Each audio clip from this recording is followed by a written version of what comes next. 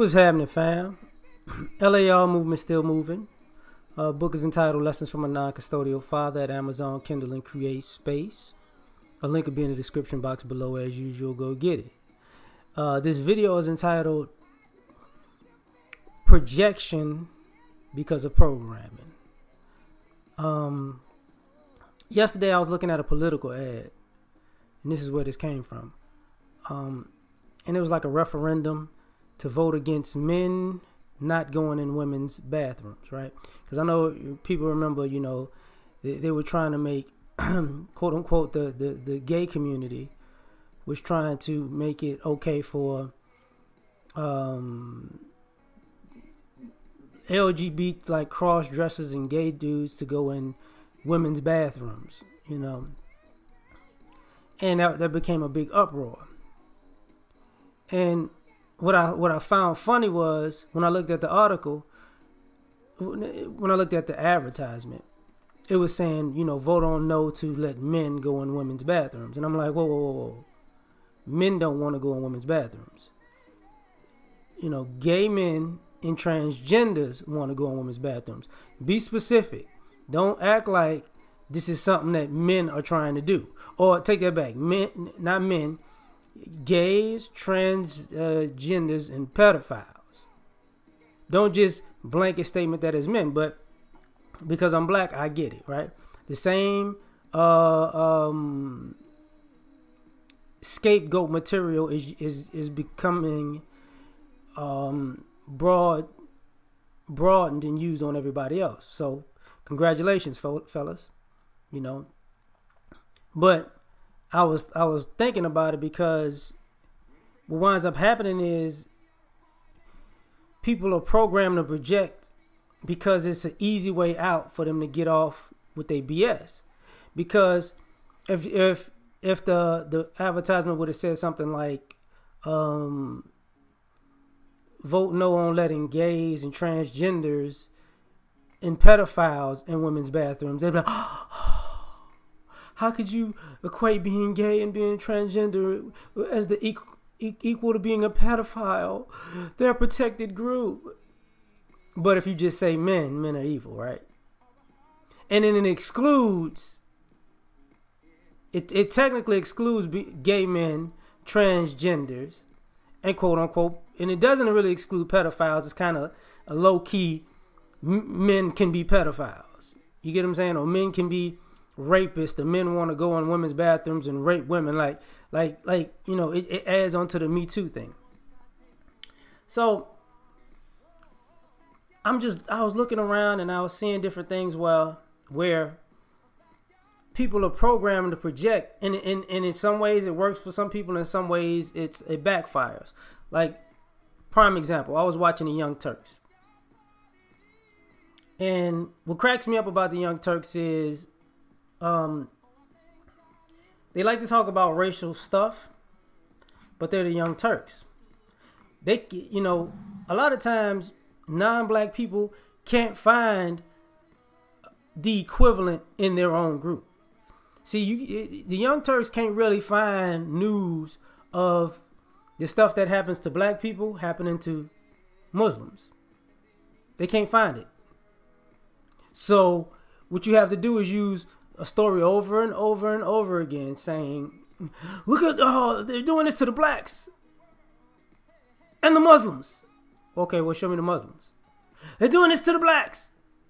You see how they're treating blacks? This is wrong.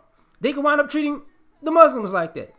Okay, same thing with other ethnic groups, Hispanics, Asians, Jews, same thing. We're being persecuted. Okay, well, show me. I mean, yeah, we don't even have to, it's to the point where we don't even have to point out these stories no more. Everybody else, swears they're oppressed, but they don't have any evidence. They don't have any evidence that they're getting treated like we're getting treated. But it's all happening to us all the same. Don't see it, right?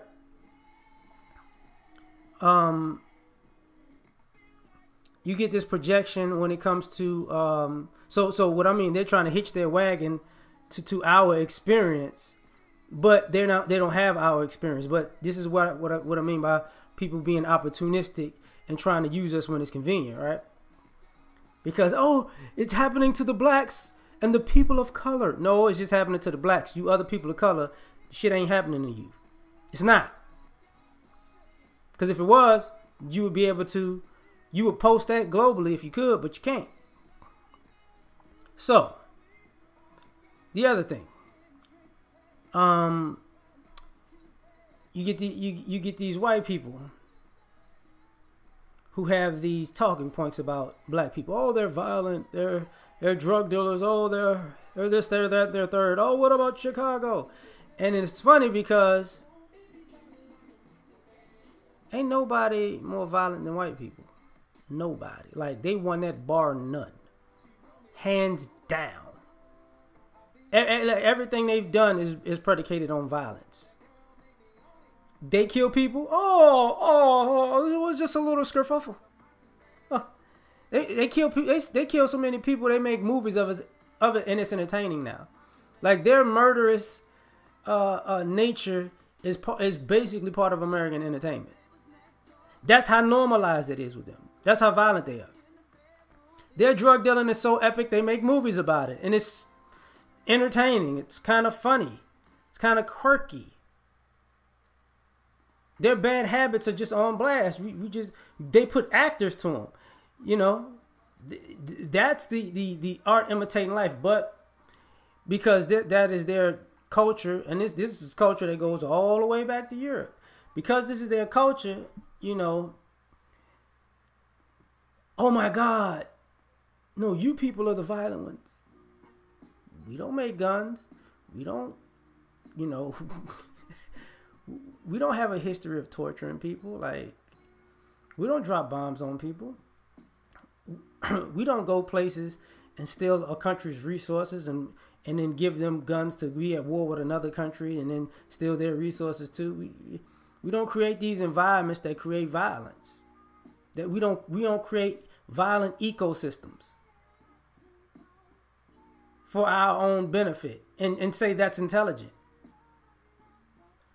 Just saying, like, you know, we don't bring you religion and slavery at the same time. Just saying, you know. But, well, they kind of got that from Muslims to a degree. But, yeah. And, you know, that's the issue with this projecting the programming, because this is where, well, this person has, the reason they're crazy is because they got mental issues. No, they're violent. They're a lone wolf. No, that's the culture. Right? But, you know, and they have a hard time actually taking a hard look at themselves. And to the point where other countries, I remember the Filipino president pointed it out recently, a couple years. How can you say anything about us? Look at how you treat your blacks. And I remember it was another Asian person. They did it in Africa. And I think they did it either in Russia or Europe. I forget which one. But, you know, America has a hard time dealing with that, right? White America in particular. Because their projection, you know, is part of the programming. We see it with this quote-unquote gender issue, right? Women actually talking to men, like thinking that, you know, because men were raised by women that men going to think like women, you know. So all these women are good women and all these men are bad men because you were raised that way, you know. So, and I'm saying it because of the young lady that had the video dragging the baby to the door and just running off. And you saw the interview with her.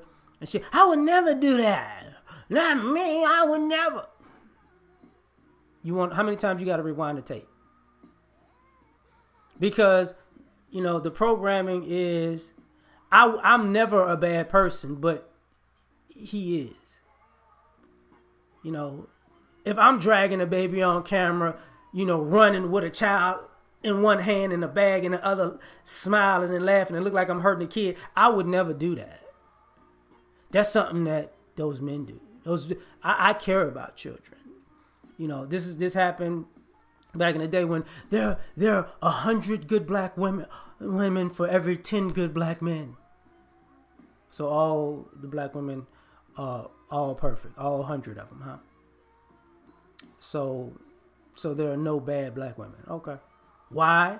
Because black women can't be bad. Black men can be bad, but black women's reputation is very bad. You can make a case that black women's reputation is actually worse than black men's reputation, to the point where now, that people are backing off of black men and black women are under examination. It's like the reason the reason these children are so bad is because these women are so bad. The reason the reason the community has no order because the women have no order. And that was, that's part of feminism and the governmental system, pretty much. So, but they're programmed to project, see, you black men are bad, why can't you act like your mama raised you to act? Maybe my mama was dysfunctional and I chose to be functional. Maybe you're asking me to act like a dysfunctional person and you're so far gone you don't even know it. Because, projecting is part of the programming. This is right, this person is right, this person is wrong. But the problem is, I talked about this a long time ago, technology is really putting hypocrisy on blast to the point where you're starting to see, how normalized people's dysfunction is. So even if they're projecting it, they're seeing images of themselves because you always got to blame it on the media. Now you seeing the media is putting a mirror to you. Like, oh, that's not them, that's you. Huh? Oh yeah, that's not them, that's you. Huh? Oh yeah, that's not them, that's you. Huh? Oh, that's not them, that's you. Huh? Quick going back.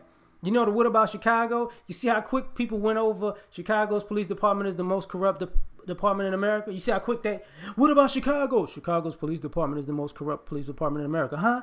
Huh? Because it's funny. We always say it starts from the top, but we don't want to talk about how bad it is at the top because it doesn't fit. You can't project from the top to the bottom, right? You can't project that for some odd reason. Now, because you look up and say, oh, those people at the top who are not black, they're like that. That's what they're doing. Oh, no, they're good people. They just made mistakes. Well, if you make that many mistakes, you're considered incompetent, aren't you? So you can't be considered intelligent, right? If you were saying it's just a mistake, then that would mean you need to get you're unworthy of that position. You need to be removed because you don't know what you're doing, right? If your job is causing all of this destruction. But I digress. Let's move on to the next topic. We out.